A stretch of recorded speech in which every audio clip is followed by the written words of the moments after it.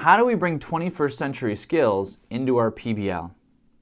My name is Ryan Stoyer and welcome to PBL Simplified, designed to answer your PBL need-to-knows and help simplify the PBL process for your classroom.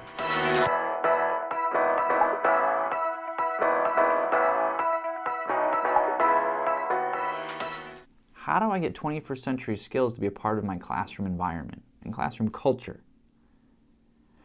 First off, before we go any farther, this is part of a series of how to plan a PBL. So if you haven't seen the first one, you probably want to click up here because we're talking about planning a PBL with standards, with community partners, an end product, and now 21st century skills. 21st century skills, the critical thinking, the collaboration, we like to call them employability skills. Those extra skills that aren't necessarily taught in slope-intercept form or creative writing or in biology. They could be in there, but they're not always in there. And the same thing is true for PBL. It's not intrinsic, it's not automatic. So we need to pick one or two employability skills that we want to explicitly teach in this PBL.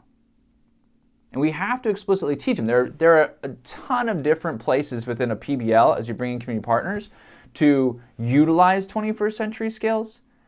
But if they happened automatically, your lunchroom would be a collaborative think tank because all the kids are there. They've got all the opportunity to talk and create great things. But let's be honest, that is not the masterful think tank that I think the next great idea is going to come out of. So we have to structure those things. So if you put, let's say you do put collaboration into this PBL plan, then we've got to think through how are you going to explicitly teach collaboration through this PBL.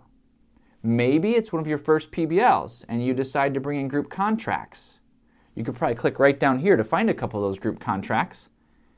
But as you do that, you can talk through what collaboration looks like, what it doesn't look like.